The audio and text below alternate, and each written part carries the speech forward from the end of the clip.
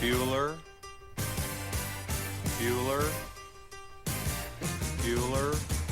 Oh, how'd you do? I passed, but I failed. Yeah! But then I'm happy and sad. Bright as you could have a brother who's so... Don't call me stupid. Who wanted the chicken cross the road? Right! You'll be teaching remedial English. Remedial English? Look, I ain't no English teacher. See? Double negative. What if she wants you to kiss her? Well, then I guess I'm just gonna have to kiss her. Amanda Jones is no minor leaguer who will be swept off her feet at the touch of your amateur lips. Thanks. This babe has plenty of battle scars. Apparently it's rusted junk and we're looking at it.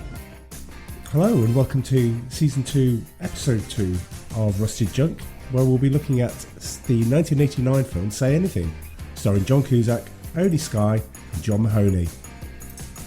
I'm gonna take out Diane Court. Diane Court doesn't go out. She's a brain trapped in the body of a game show hostess. We don't want to see you get hurt. I want to get hurt. Diane Court. Hello, Diane? Hi, Lloyd Dobler, sir.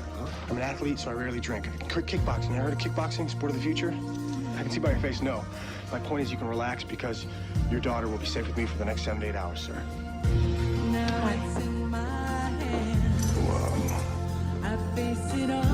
Did you really come here with Lloyd Dobler?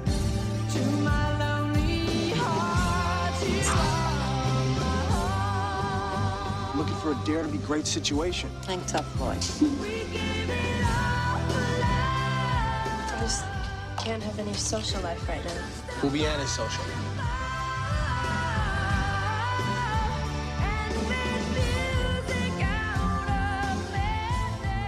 What are your plans for the future? Spend as much time possible with Diane. No, really? I'm totally and completely serious. I decided not to sleep with him, but then I attacked him anyway. You told your dad? I gave her my heart and she gave me a pen. Dude, where'd she dump you, man? The car. Your car? Dished in the mouth.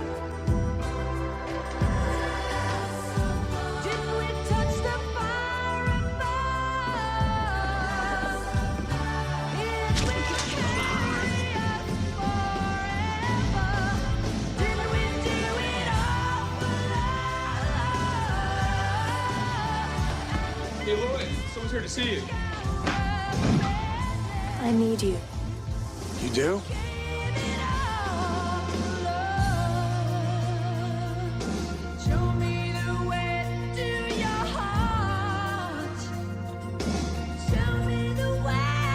John Cusack, Ione, Skye, Say Anything.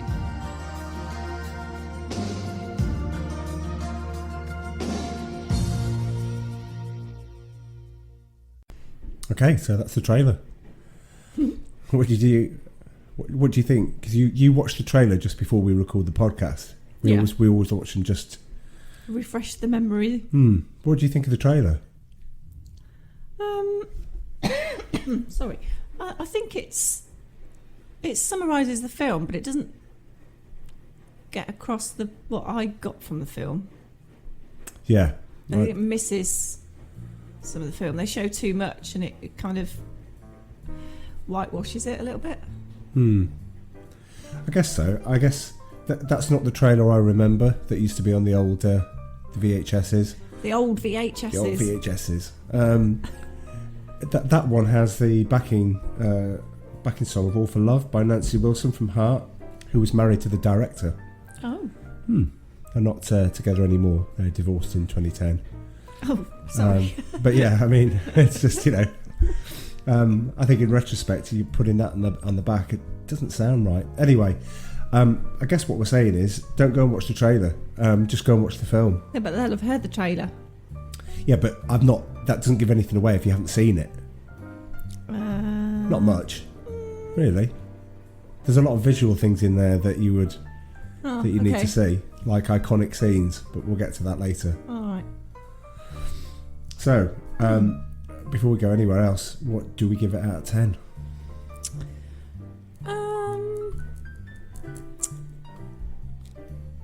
I think I'll give it a 6.5. A 6.5. Wow. Well, we'll come to why later. A strong 9. What? A very strong 9. Really? Yeah. Okay. You've got to understand that this was one of those films that you just kept on watching. It was different from the John Hughes stable and stuff that was out there at the time, and we'll get to that because actually there was a conscious move away from the John Hughes kind of way of doing films. All right. Because he's only 1 year away. John Hughes is only 1 year away from making Home Alone, and probably made Uncle Buck in 1989. So he was moving away from teen films into sort of comedy. So yeah, I think there's quite a difference in this film. Anyway, the premise of the film is John Cusack plays Lloyd Dobler. He's basically a kickboxer who's graduating. So the film starts with everyone graduating, and Ione Skye, I've forgotten her name in this. Diane Court. That's right. So they're all graduating. Diane Court is a bit of a priss. I think they even describe her that in the film. A bit of a prude. She's studied a lot. She hasn't socialised a lot. Mm-mm. She doesn't know the people around her. She doesn't know the people she's graduating with. She's got like a funny joke she's going to use at graduation. She tries on her dad, and her dad, being her dad, just laughs and said that's funny. Predictably, when she comes to do it at the graduation speech, it doesn't land at all. No. And nobody laughs except her dad. So yeah, John Cusack has seemingly been smitten with this girl for quite a long time. Talks to his friends and says, "I'm going to ask her out." The film starts with him saying, "I'm going to ask her out. This is what I'm going to do." Tries to engineer everything. Tries to get a picture taken at graduation and everything. But he then does what I think every boy wants to do, and every boy was nervous at the time, is he picks up the phone and talks to her. I remember those days. I remember those butterflies. Oh God, it was the build-up. It was the shall I, shan't I, and like we. You phoned boys, did you? Yeah. Yeah. Yeah. Oh. Well, it wasn't just for boys to phone girls. No. I'm not saying I'm not going back into some archaic, Mad Men 1950s Why would I not thing. phone a boy? I don't know. I guess it was just all customary for a boy to phone a girl. No. Okay. No. Girls phone boys. Right. Okay. How many boys did you phone then? A few. Oh, I see. Yeah. Right. It's all coming out now. Yeah, but it didn't really go anywhere. Okay. Well, but it was quite funny because clearly because you sat here with me. Our phone used to be like the proper kind of handset thing. The old style. I don't know what they're called now. The one line that came into the house, and that was with it. the dial. Yeah. And like you had to wait for ages for it to go round, and then it got like the headset thing, the hat that you hold. Yeah, so I used to sit in the hall for ages and contemplate whether I was going to phone this person or not, whoever it may have been at the time. And I always remember my dad coming through the hall, because it used to be at the time when he'd come in, had his dinner, had a shower or a bath. No, he had a bath.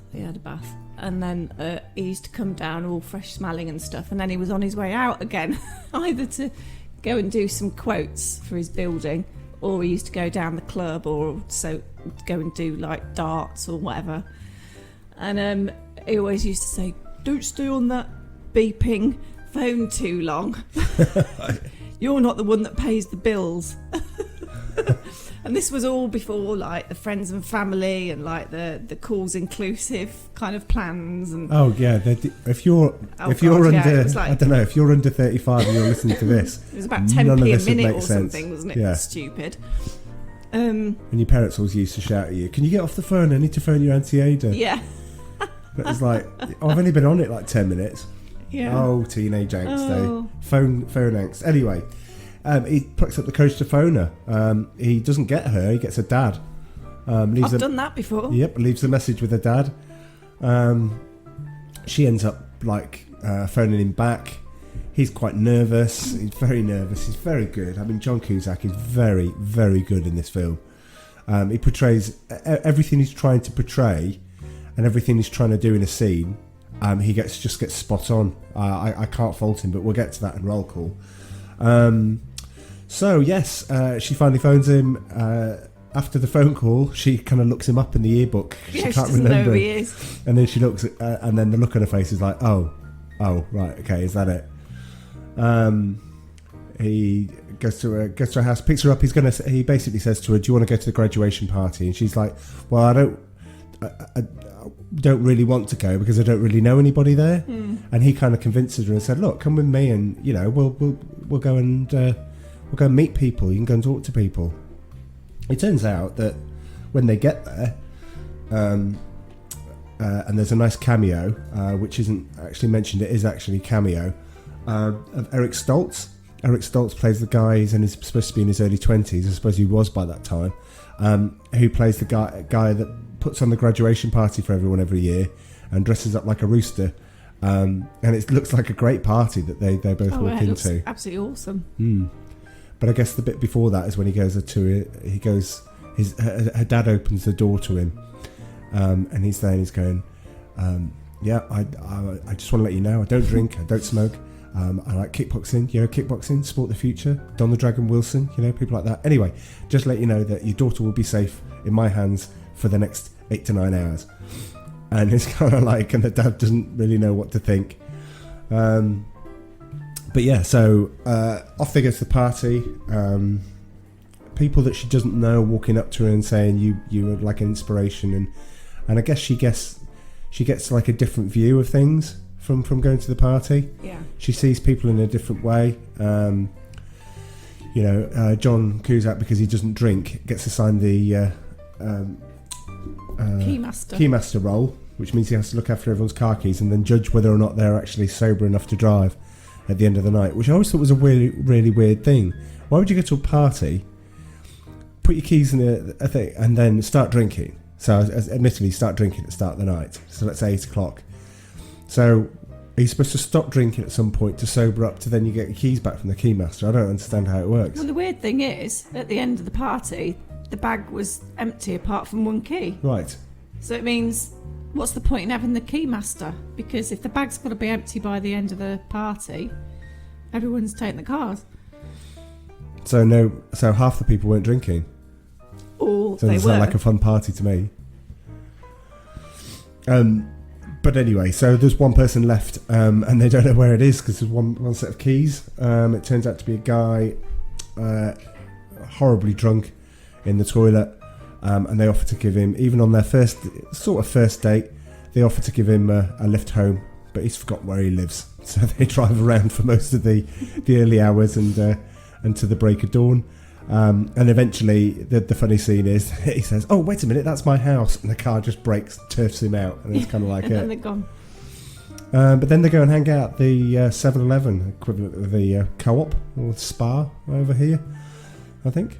And they're coming out, and she's still in a not graduation dress. She's overdressed for it because she doesn't know how to dress. She doesn't know how. Wedding. Yeah, she doesn't know how to relate. She doesn't know what she needs to be dressing at. And as she walks over the road, he clears some glass away from her so she doesn't step in it. And that comes quite important later in the film. So I guess from that point, it's, without spoiling it too much, it's kind of like, I guess it's probably a discussion more about the film and the underlying things in it. Yeah. Because it is, I think it's a nice, really nice, romantic, the way that the pace the film goes at. It's quite nice. Yeah, it's a sweet film. It's not as in saccharine, but it's sweet because it's all about like young love and the first sort of time when you start going out with someone or start dating someone, you're all aflutter, and then things start to get a little bit more serious when you're obviously at that consenting sort of age, and it's whether or not you really want to, whether you feel ready for it, I guess. And yeah, I suppose she's never really lived with her mum as such. She's lived with her dad. So, her dad's done a very good job, but he's been very academically focused with her. Yeah. Making sure she's the best at what she's doing. And, he mentioned about, he had this plan in place has for this- her, and that she's achieving everything that they set out to do. So all the sacrifices that she made, she's then obviously won this scholarship over in the UK to do, is it chemistry? Oh, she's graduating in quite a few things. I mean, the guy that says at the start, Diane Court is the kind of girl that takes the world by the scruff of the neck and says, "Hey world, check me out." And it's kind of like, oh god. So I'll tell you what, instead of before we get into the underlying bit, should we do roll call? And then should we do roll call or do it in that order? Yeah. Okay. Roll call. Okay, so that was roll call. Roll call's great this time.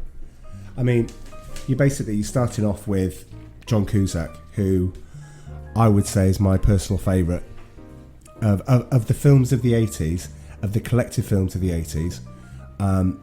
He couldn't put a foot wrong. So, you know, you've got the likes of, I mean, probably more for our American listeners here, or people like me that rented everything. He was in One Crazy Summer. He was in Better Off Dead. He was in a film called Class, which starred Andrew McCarthy before Pretty in Pink, before he became part of the sort of Brat Pack. So John Cusack was in that with him. So that was a film with Rob Lowe.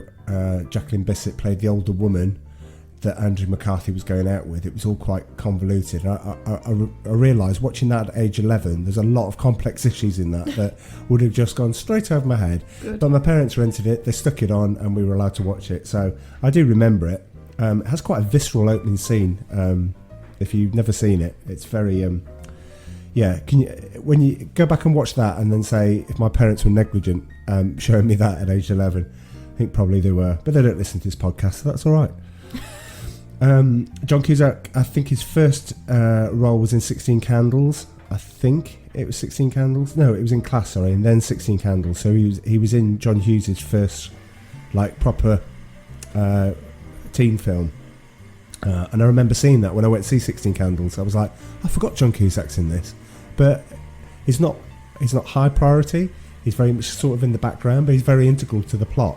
Mm-hmm. And then he was in The Sure Thing, and he's in Stand By Me in the 80s. Do you know what? Stand By Me, that's the film that I should have seen and I never did. Right, okay. It was a film that all my mates had watched, but... Have you never seen it? I'd never watched. No. You've still never seen it? No. Oh, wow. Oh, crikey, okay. I know it's sad. Well, it's different. I've not seen it. I've seen snippets. Okay. But never the whole film. Well, that sums up my 80s experience. Well, really, it does really, and it's I've seen snippets of a lot of films, but not watched them all the way through. Well, it's good that you're here because you've come to the right place. In the 90s, he starred in Bob Roberts. We'll get to that in a moment. Gross Point Blank. I like that one. Oh, it was amazing. Minnie Driver and Jeremy Piven, but we'll get to that in a moment. Crikey, it's packed here today. He was in Con Air. He was in Being John Malkovich. And High Fidelity, but then in 2012, in 2012, it was actually made just before that. 2012, he was in the disaster film 2012. He was also in Hot Tub Time Machine and I like that one. Hot Tub Time Machine and Hot Tub Time Machine 2. But one of my favourites, he played one of my musical icons in the film of his life called Love and Mercy. That's quite a hard role to play because he played Brian Wilson. In that. That's a tough thing to get right. It's a tough thing to get right anyway. It's a tough thing to get right for the purists, and yet John Cusack did both. Hugely talented. I mean, I really don't know where to start. I could do a whole thing on John Cusack, to be honest, but let's not. Any nice memories of John Cusack in certain films? When I say High Fidelity, did you like him in High Fidelity? Or I read the book. Okay. You never seen the film? And then I watched the film. And then I didn't like the film. Okay. The book is brilliant. The book's better. The book goes into things a lot better than the film does. Yeah, I think they changed the film a bit as well, didn't they? Cool. Anyway, we're not here to... They did do that. Did you think John Cusack was good in it, though? I can't really remember because I only watched it once. Okay. So, out of all those films that I've seen, is I've watched Gross Point Blank. Gross Point Blank, High Fidelity, Con Air? Con Air. Yeah. Can't remember it though. And Hot Tub Time Machine. Okay. But none of the early 80s stuff. No. I mean, I showed you the trailer for The Sure Thing today. Does that look like something you'd like to watch? Yeah, but it does look a little bit samey as Well, this one. So perhaps let's not do that one. Okay, well, anyway. We'll just watch that in our own time and just not podcast it, perhaps. Okay. Well, yeah, I'm always off for some offline forgotten 80s whereby we actually just watch a film. Yeah, we'll just watch a film and not talk about it afterwards. What? How retro is that? I know, crikey. It's like watching Netflix. Although I must say, Netflix. Is it Netflix that's got Gangs of London? No, that's Skye. Oh. Yeah. So it's not on Netflix. It probably will be. It probably. Oh, I know great. that's the is new good. thing, but. Yeah. Anyway, yeah. Sorry. So on to Ione Skye. Never seen her before. Not much. I don't suppose you saw her since then, really. She was in River's Edge, which was like a sort of gritty teen film. No. But she was in a film called The Rachel Papers, and it was a really good film. It was at the same time as this. She starred with Dexter Fletcher, and he was finishing university and he wanted to date an older girl, so he wanted to date someone over 20, and it was very odd. But yeah, so Ione Skye, not much, but in this I thought, yeah, did she convince you that she was changing? Yeah, she played a good part. Yeah. Yeah. Yeah, I think she's the weakest thing in it. But yeah, we'll get to that in a moment. Anyway, John Mahoney. Is that the dad? That's the dad. This is I love this because I knew it and I remembered it, but I couldn't get it nailed down. I couldn't get it. So do you remember when we did the Fish Called Wanda podcast? We talked about John Cleese starring in Cheers. Cheers. Oh, and then we went and watched sitcom. It afterwards. Yeah. Yes. And that was funny. It is. Funny. It is. It's John. Yeah. Well, John Mahoney starred in Cheers, and if you think where he went to and what he's probably most famous for is playing Frasier's dad, Martin Crane, in Frasier. Yeah. Now I remembered I'd seen his face, but you couldn't remember. Couldn't place him. But it wasn't until he'd said about Frasier, it was like, oh, of course, he's his dad. Well, he did star in Cheers. He was in Cheers when Frasier was there. It's kind of, I don't know, it's kind of like the fourth wall type thing when they call it. It's like, how can he be there and not be Martin Crane and not play Frasier's dad? But anyway, he plays a guy called Cy Fleurbeck in the episode Do Not Forsake Me, Oh My Postman, referring to Cliff. He's a jingles man, and he has to think of jingles for the bar, and oh my goodness! And I suddenly, as I remembered it, it came flooding back, and I just thought he is amazing in that, because you realise his jingles are limited to just one thing, and he just keeps adapting that one thing to it, and it just gets funnier and funnier. Maybe we'll watch that afterwards, but yeah. So I hate to think that after every third podcast that we have to go and watch an episode of Cheers. But I guess when we get to Emma Thompson, if we get to something with Emma Thompson in, she plays the nanny, the kind of like Mr. Tumble, like Nanny McPhee. But not Nanny McPhee, a kind of happy, jolly entertainer that used to go out with Frasier, used to be married to him. That's fantastic, especially the end song. John Mahoney was also starred in 2 films with Cher. He was in Suspect, where Cher played a lawyer. John Mahoney played the judge, and he was also in Moonstruck when she won her Oscar for. He was in The American President, a film that I absolutely adore. Not many people do, but I do. But obviously he's more famous for Martin Crane in Frasier. I think 10 seasons of Frasier, maybe even 11 seasons of Frasier that he played that character, and he's absolutely brilliant. Moving on, Jeremy Piven. If I said Jeremy Piven, does that name mean anything to you at all? No. Jeremy Piven plays the drunk guy that's one of the 4 guys that sit outside the gas and sip. Oh, is he the one with the backwards cap and that is really kind of off his head at the party? Yes. And he goes, and John Cusack has to take And he control of me. You must chill. Whacks his You keys must at chill. him, high Yes. fives with the keys in his hands. And I really wish he hadn't. I really wish he'd taken the keys out of your hand. Yeah. Jeremy Piven is basically started out on The Ellen Show. He was quite prominent on that. He was prominent in The Larry Sanders Show, which always has a place in my heart. I guess more for the US audience, perhaps. And he's probably more famous for Entourage, for starring in Entourage as well. So, you know, it's very much one of those things whereby he's a good actor. But he has made 5 films with John Cusack because they are very good friends in real life. And if he sees a role and he sees a part for him, or, you know, if Jeremy Piven's in there and he sees a part, then they say, actually, yeah, you need him. And they both kind of invite each other onto the films. So the 5 films, I guess if anyone wants to play at home, you could pause it now and then try and think. You can name the 5 films. But anyway, if you're not pausing or if you've unpaused, here are the 5 films. He was in this film. It's 6 films he's been in.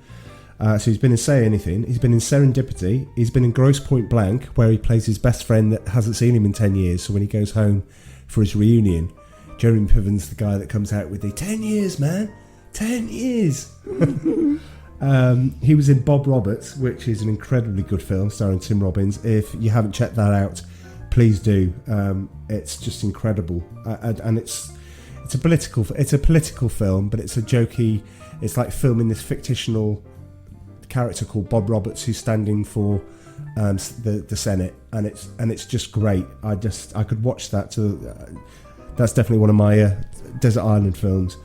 He was in The Grifters, and he was in One Crazy Summer. So before they made Say Anything, they made One Crazy Summer. So they starred in a film together already. So yeah, Jeremy Piven. I think he's more famous now for Mr. Selfridge.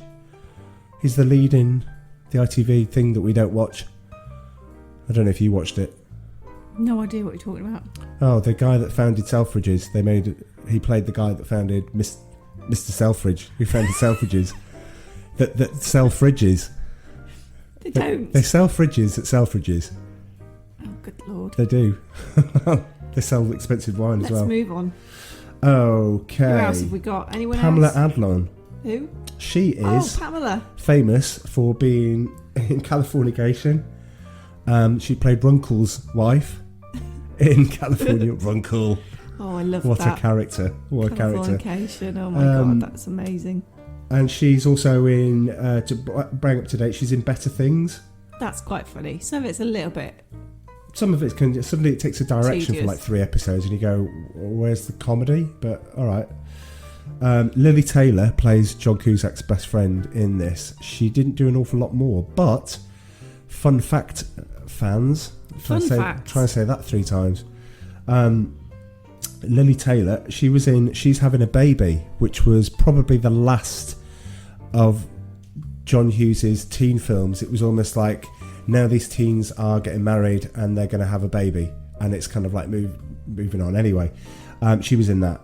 But the director, we can't leave the director out because it's Cameron Crowe, who's famous for the film Singles, Jerry Maguire, and Almost Famous, which is definitely one of my Desert Island films because it's just perfect. That's a 10 out of 10, by the way, but we'll never do it because it's a 90s film. So when we're doing this, when we're sitting in the 60s, the first film we're going to do of forgotten 90s movies is going to be Almost Famous, because it probably will be forgotten then. If it isn't now, who knows? Oh, well, I've never seen it. Anyway. That could be a standard line of mine. Yeah, yes. Not seen that. Should we just have a button that we... Shall I get kind of like a jingle? Yeah. Not seen that. Not seen it. Or seen a bit of it. Seen a bit of it. Not watched it all the way through. Well, whatever works, hey? Anyway, so yeah, that's roll call. Anything to add on that? Any of the people in it that I missed? Nope. Oh, I've missed one. China Phillips. So if you've been listening to this podcast right from the start, you'd listen to Moving Target, where a year before she gets a starring role. I mean, she's literally one of the main characters in it with Jason Bateman. It's him and her, and yet she's relegated to the girlfriend. in this of Lily Taylor's character, who's basically infatuated with her ex Joe, but Joe is now going out with China Phillips. She gets one line in the entire film. I should have jotted it down, but that's the one line that she gets. Anyway, I don't think we've forgotten anybody else. If we have, we do apologise. Anyway, that was Roll Call. Cool.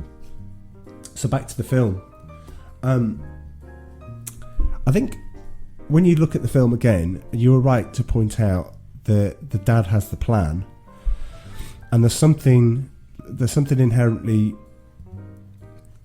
noble in what he's doing at the start, because she's never had to want for anything. The mother walked out on them, so yeah, they got divorced, and so he's basically had to be the person that she lives with. I think it's referred to, the divorce court, that she had to choose between who she went and lived with, and she went and chose her dad. And the bond between her and her dad is quite nice, but it's also quite odd, because it's also a little bit too much, I would say, for a dad-daughter relationship. Because he says the movie title alert, you can say anything to me, and it's like that seems to be the premise of what he said. He's wanted to have that relationship of dad, of best friend, of confidant, of everything. Basically, he wants to fill the entire role. I don't know if it comes across as like controlling, because I think his heart initially at the start of the film, when you're looking at it, obviously you get to a surprise bit in the film, which we will get to, because we do spoilers. You know, we hope you've watched the film before you've listened to this, but he's doing it from a good place, isn't he? I think his underlying reason's guilt. Do you think so? Yeah. Okay, for what he's done? No. Guilt because the marriage is broken down. Yeah. Right. Yeah. So she doesn't have that traditional 2-parent family. And I think he's motivated by guilt in order to try and give her everything she needs, that she doesn't need to ask for anything, and they've got a plan together, and he's going to make her get every opportunity she possibly can, but with that there are sacrifices to be made, and she's fully aware that she's making these sacrifices, i.e. not having a huge friend base or experiencing things. Or any friend base. Yeah, that's true. She refers to it later on in the film. Yeah. Because she actually blames John Cusack and says, look, you've got all of these friends, I have nobody. Yeah. So I guess what he's doing actually damages her, because she becomes too insular and too isolated, that she doesn't have that broad depth of experience and friendship and I guess experience in relationships, full stop. Because she's never had busy mates or friends going throughout her college years. They're some of the most important friendship sort of relationships that you can have at that time. I don't know what I'd do if I didn't have the friends that I did have at school. Some of them, you drift apart, but I could say one for definite that I've still got a really good, that kind of soulmate relationship with. Yeah. That I know if I don't see them for ages, it's just basically lifting off, starting where we left off, basically. Yeah, absolutely. It's one of those. So yeah, I think he was trying to protect her and trying to give her everything she could possibly want, and he was creating like a fund for her so that when she graduated, that she had like this money to fall back on, and she would never need to want for anything. Well, you get the image is that he has this box with a small key on it, and whenever he's given her something, he opens the box and gives her something from the box. You don't know what's in the box. You just think that he's naturally wealthy because he drives a BMW. He gives her a car for her graduation, and he gives her a mother's. I think is it right? It's a mother's ring. I believe so. Yeah. I find that a bit weird. Why would he still have that? And why wouldn't the mother, who's still alive, and you know, you see later on in the film, why wouldn't she give it the ring? Why's he got it anyway? It does centre around this box, but you just think he runs a care home. It's basically his care home, and he's got a lot of money. But yeah, the relationship at times is really sweet, and it's really quite tender. But yeah, at other times it's kind of like you can't be all things to everybody. In that, no. I mean, it'd be a bit different if a mum wasn't around. You know, if a mum wasn't around and basically, you know, something had happened to a mum or she passed away, then you could understand that. But the mum's still around. She can go and visit the mum anytime she wants to. So she can get... He's trying to be the mum and the dad, and he doesn't need to be, because there is still a mum out there that can do all the mum stuff and talk about those. So, yeah, I guess... I mean, it's a powerhouse performance by John Mahoney. He just comes across as good. He makes you feel, as Amanda says, he makes you feel the guilt. He makes you feel the happiness. You know, he makes you feel the warmth that he gets from doing the things for her. He does everything for her. There's nobody else that he's doing anything for. Her sole focus is to make sure that she gets in. So he gets the call that says, "Oh, you've got the scholarship to Oxford." So basically she's got to fly over, and she's got that, and you know, he can't wait. He's in the car. The scene is he's tapping away to the music. He's singing away to the music because he can't wait to go to the care home where she helps her, where she works at, to tell her that this has happened. And so yeah, it's bits like that where I just think, oh, what a nice guy. But then obviously you get to other bits. What about the relationship between John Cusack and him? How do you think that comes across in the film? I think he's not overly keen on this like young whippersnapper, because he doesn't really have any ambitions as to what it is that he wants to do in life. Yeah. Because obviously he's quite motivated by success, and you know, sees his daughter's success as, you know, a triumph.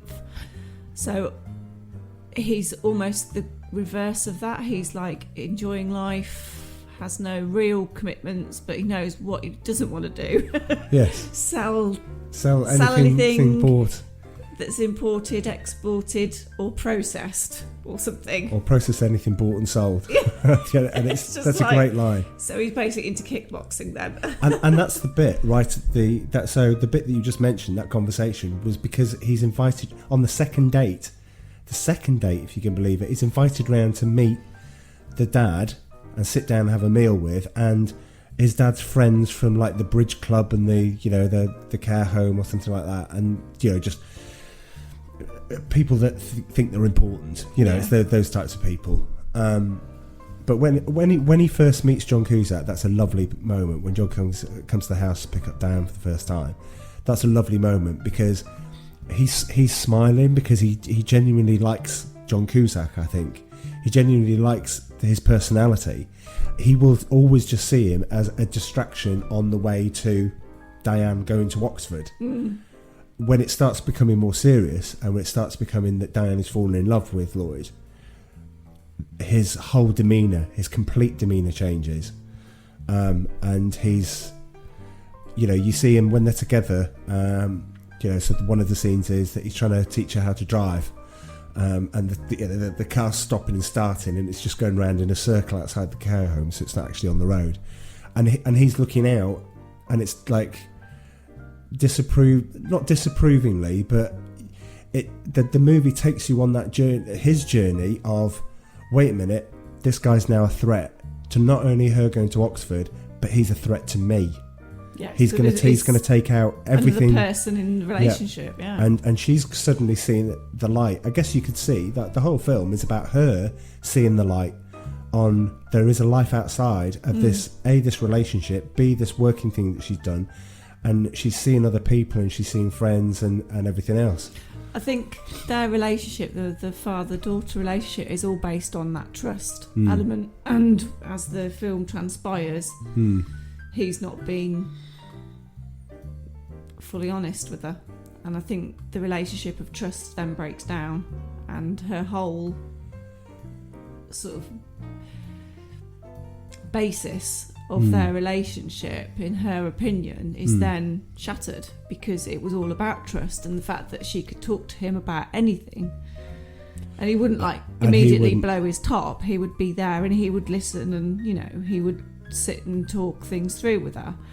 That there was no subject that she couldn't talk to him about. Like, she even spoke about the first time she had sex in the back of his car, And you think, oh my God, I would never have told my dad that. I never had that relationship with my dad, but I wouldn't even really have told my mum either. All I said to my mum was that you don't need to worry. I've got some contraception. I've gone to see the doctor and gone on the pill. That was the only sort of time I mentioned anything about any sort of sexual relationships I was having at the time. I never discussed anything like that. Yeah. That's probably a good time to mention his dark secret. The dark secret is when John Cusack is there, obviously meeting for the first time. The dad's giving him a bit of a grilling and saying, what do you want to do with your life? And he comes out with a line. What do you want to do with your life? He goes, I want to spend as much time as possible with your daughter. And he goes, no, seriously. And he goes, I'm totally and completely serious. And it's to him, going out with Diane Court, he's achieved the thing that he's wanted to do. It brightens up every aspect of his life. His kickboxing gets better. His relationship with his sister, which isn't good, it's functional, but things get better, and his brightness depends upon her happiness and his ability to make her happy. But anyway, there's a knock on the door at that grilling at the time, and it is the FBI who are investigating him for fraud. So it's probably, it goes through that, and to fast forward to that particular plot arc, she goes to see the FBI and says, you don't have anything on my dad, and this is towards the end of the film, and they go, yeah, pretty much, we've got him banged to rights, he's pretty much nailed. He's been stealing money off the dead people. He's been making sure is written into the will, or taking money off them at the care home, and he's just been a completely untrustworthy, amoral character. He's just been dreadful.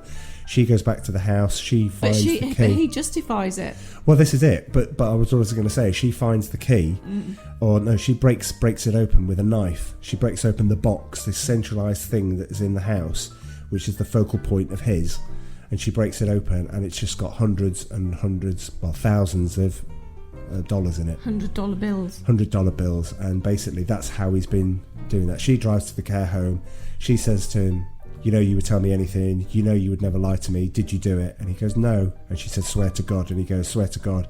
And her face collapses, because at that point she realises that not only did they thought they had this trust, she's now said swear to God, and now she says, I found the money. And then his face changes, and the whole scene is him trying to justify why taking money and committing fraud against dead people and the people that are entrusted in his care. His justification is, I wanted the best for you. And we'll get to that in trivia time, because I didn't know this bit, but he has trouble with that. His reasoning is that he's providing the people in the care home a really good standard of life, and he's talking to them, and he has that personal relationship with them, which is absolutely fantastic. The fact that, they probably wouldn't get that kind of attention if they were at home. No. That's his reasoning behind it, that he thinks he's justified in the sense of the last few years of these people's lives. He's made, a hell of a difference to them. Yeah, he even says, yeah. And he probably has. But it doesn't make it right, what he's done. But I think in his mind, he does think it's right. And I guess some people, because it's a moral maze, I guess some people might look at that and go, well, yeah, I can see his point. And I guess some people look at that and go, well, that's absolutely horrific. And some people would just be like looking at it from a quandary point of view. It's not so much that he's committed the fraud, it's he's lied to his daughter. and it's like one of the biggest lies. Oh, and God, yeah. Her world crumbles. He's actually convinced her to split up with John Cusack before this. Yeah. And she goes running back to him, begging him to come back. And he even gets hit in the face. She disturbs him at the gym that he's the dojo that he's at for his kickboxing, and as she's distracted, she's dressed there. He looks, and then he gets kicked in the face, and then he has to have his nose reset. But yeah, the dad goes to jail. Daughter doesn't want anything to do with him at all. And uses John Cusack, so uses Lloyd as a go-between to go and talk to. So she'd written a letter, and John Cusack feels incredibly awkward of having to go and visit the dad in jail in order to read out the letter that his daughter's written. And his dad just explodes at John Cusack because he turns around and said, "You know what? I was going to go to Oxford, to London." To England with her, and then I thought, no, it's not. And then the dad visibly relieved, and he goes, "But then I changed my mind, and I want to be with her, and I want to go with her." And yeah, it's just a nice scene at the end when they're on the plane. Yeah. Yeah, that's a nice way to end it. So, yeah, overall, yeah, any other thoughts before we get to trivia time? Trivia time's good this week. Or this time. Sorry, we don't record weekly, but should do. Yeah, I think that's it, really. Yeah? Yeah. Anything else stand out for you? Is there anything else that, you thought... The key words that I put, like with a dad-daughter relationship, trust, sweet, the fact that it was the first love, first relationship, and then friendship, because she's starting to build friendships with other people. And you see, like, John Cusack playing the character of Lloyd, having a good, solid relationship with, like, the girls around him and stuff. And he's actually quite a well-liked character, isn't he? Across a lot of different levels, I guess. Because he's that all things to everyone, but he can genuinely pull it off. Yeah. He doesn't have he's a very modest place where he lives with his sister and her son. And he has a great relationship with her son, yeah. Which the sister really doesn't like at all. No, because she tells him off for not behaving like an uncle, and he's like, "Well, I am not Tim." Yeah, and he's always having to I'm not your husband. He's doing a great job being an uncle doing that. It sounds great. Work that bad. I wonder how old that kid is now. Oh, I don't know. I suppose we could maybe when we convert the YouTube series, we'll show the. 89? They did a. I think it must have been about 5. Well, they did a 30th anniversary panel at one of the Comic-Cons whereby they all reunited. Oh. And everyone came in and everyone was there. I haven't checked it out yet. I haven't looked it up on YouTube. But yeah, that was done in April last year. Oh, right. I reckon he's probably about 35. Oh yeah, well. Absolutely. I do have, before we get to trivia time, I do have a confession to make. Oh God, go on. So, for those of my friends who are listening, I had the most appalling dress sense of probably any teenager in the UK in the late 80s, certainly early 90s. I was overweight and all that, but I was wearing, if you can imagine it, I was wearing like army lightweights with a pink t-shirt and a green ski jacket. Yes, jeez. I was that person there. But when we talked about Ferris Bueller and I wore a beret and those glasses, right? We've done that. There's no need to do it. There's no need to castigate me again. No sense. You've got a new target. Don't tell me you had a Mac. No. Oh, I later on I did. When I slimmed down and I did that, I had a like a long coat. In fact, even a long coat when anyway, yes, that definitely had a sway because I either wanted to be Lloyd Dobler from Say Anything or Rutger Hauer from the Hitcher. Probably safer to be Lloyd Dobler from Say Anything in that sense. So yes, I did like a long coat, but no, my signature thing was I had white high-tech basketball boots.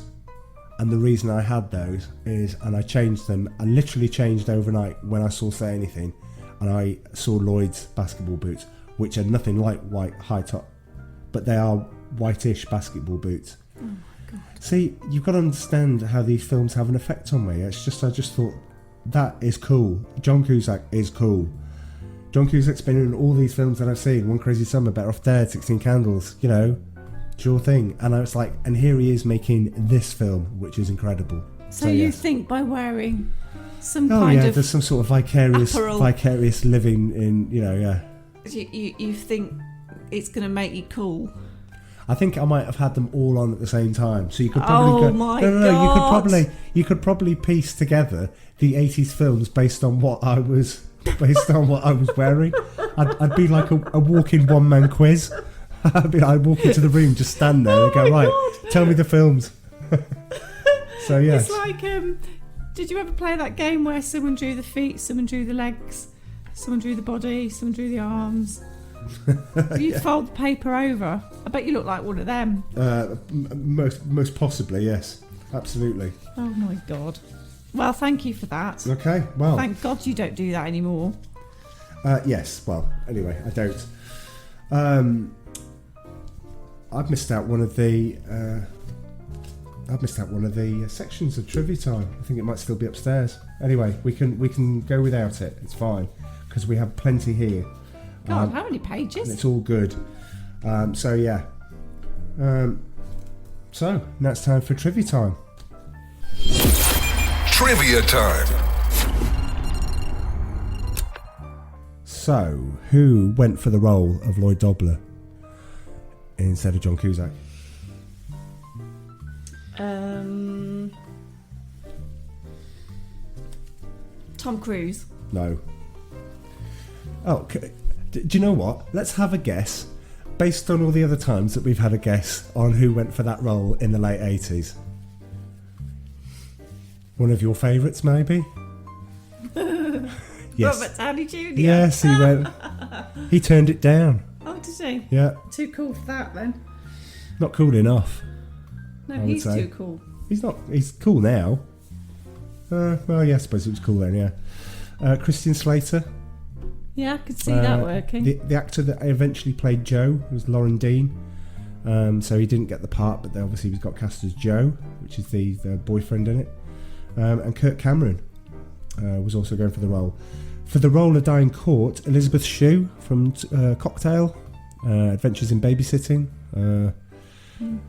Yeah, well, it's one of those things that when you see her, you'll go, "Oh right, so that's Elizabeth Shue." Her, yeah. Jennifer Connelly, possibly the most beautiful woman in the 80s, went for the role, but Ione Skye got it.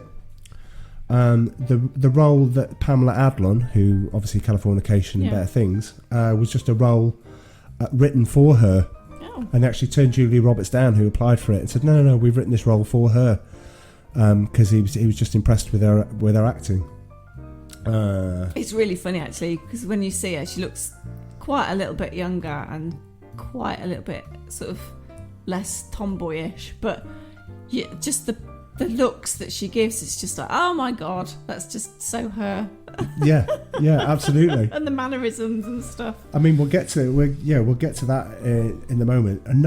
This one is great. An unusual number in the actors are themselves, the actors in the movie are themselves the children of well-known entertainment industry professionals. So Ione Skye is the daughter of the Scottish pop singer Donovan. Catch the Wind? Donovan? No? Okay. Pamela Adlon is the daughter of TV writer Don Seagal. I should have looked up what he was famous for, but he's obviously famous enough to be noted in this. It's not any relation to Steven Seagal. Steven Seagal. Jason Gould, who plays Mike Cameron in this, is the son of Barbra Streisand and Elliot Gould.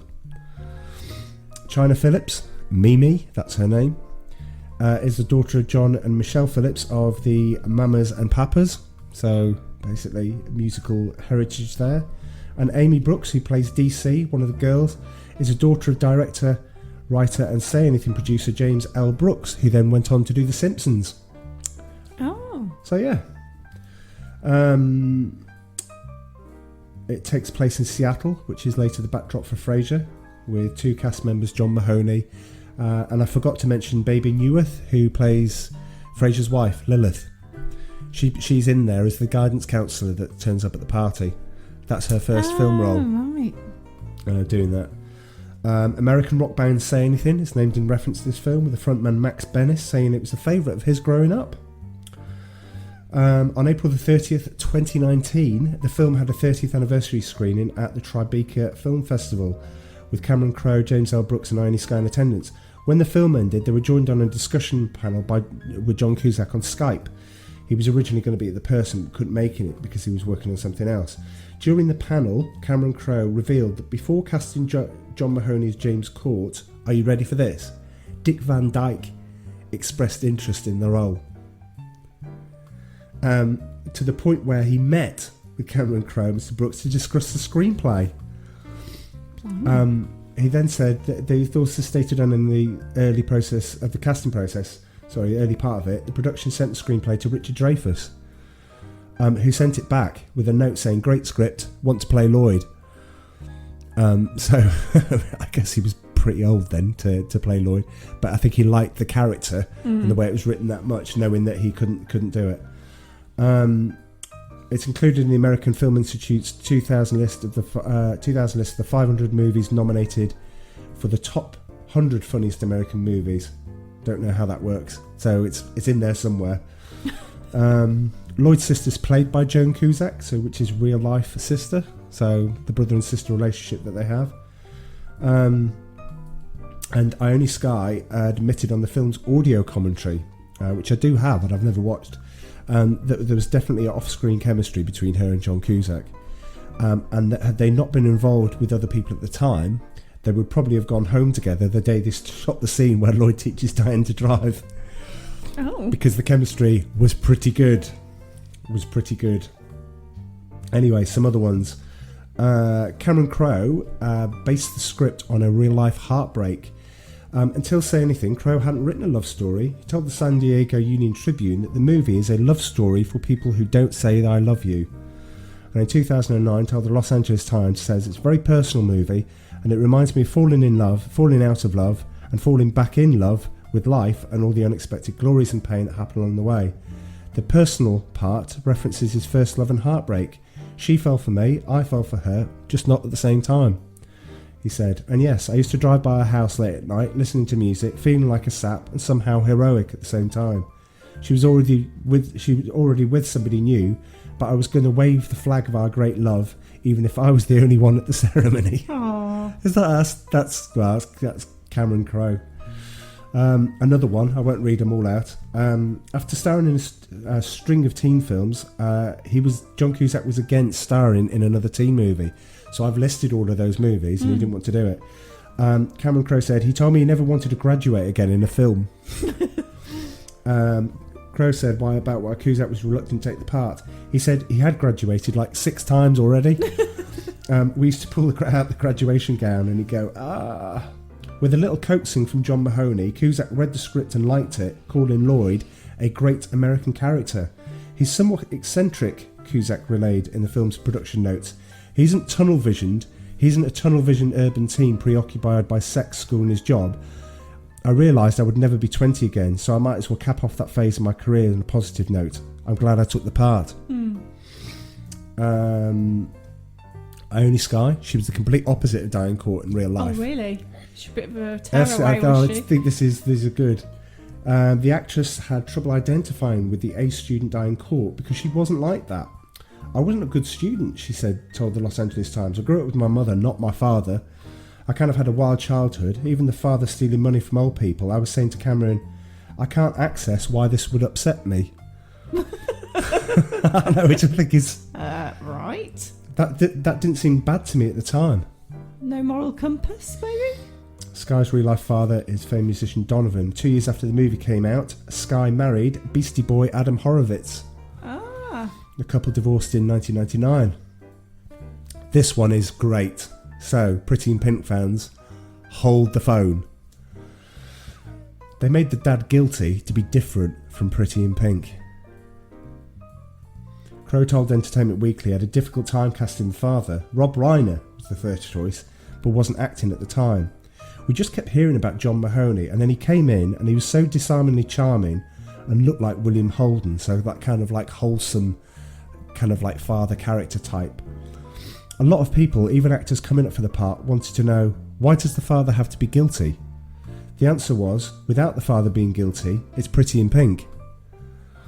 Mahoney said he took the part because the character just utterly fascinated me. I played killers, but I don't think I've ever played a character so remorselessly amoral as that. Right. Yeah, that's quite a good sum up. It's a good take on that one. Cusack kickboxes in real life. Was he? After learning the sport of the future for the movie, Cusack continued training and has a level 6 black belt in Yukidan kickboxing. Martial arts fighter Benny the Jet Urquidez has fought with and trained Cusack. He's got the kind of control that I can put a cigarette in my mouth and he can kick it right out without hitting me. Urquidez told the New York Daily News. In an interview with Details, Cusack revealed, I like fighting so much because it's not passive aggressive. If you want to fight, let's fight. I appreciate the honesty of it. Like, okay. Okay. A few more. The producers created the role of Rebecca just for Pamela Adlon, so we talked about that already. But according to the interview with the AV Club, she said she auditioned to play DC, which went to Amy Brooks. Adlon said the producers just then created a character because they liked what I did, which was wonderful, but I really didn't have much to do. She also said, I call Say Anything the best movie I've done, even though I'm only in it for 2 seconds. Fucking, that's amazing. Crowe posted there's a deleted scene which involves a questionable student-teacher relationship. Crowe posted a deleted scene from the film on his website in which a teacher, Mr. Deegan, creepily hits on Diane Court. The teacher casually tells Diane, I'd like to see you sometime, and I was always smiling at you. I just thought you were a nice, happy guy, she responds. He then attempts to kiss her. After, he steps away and says to her, I wish you were older. Oh, God. It seems pretty obvious why that scene was cut. So, yes. Eric Stoltz. People still give Eric Stoltz their keys. Did you? Now, wait a minute. No, that's a great headline. You've got to know, where am I going from that? Because the actor played the Keymaster. He didn't play the Keymaster. No, but people think that because he had the bag at the start and because he finishes with the bag, that somehow he's associated with the Keymaster role, even though it's clear in the film he never does it. He gives it to somebody else to do.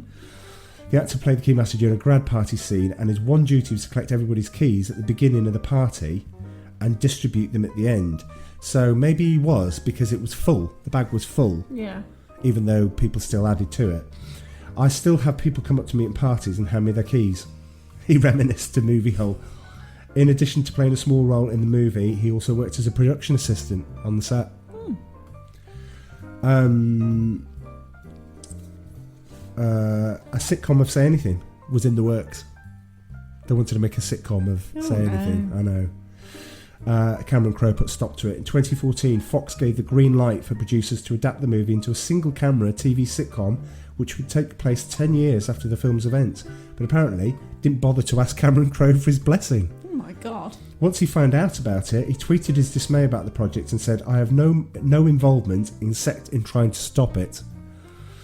Cusack also cried foul about the project, the backlash prevailed and the project was cancelled. But the final one. In an interview with Film School Rejects, Crowe admitted he would like to revisit Lloyd Dobler and work with Cusack again.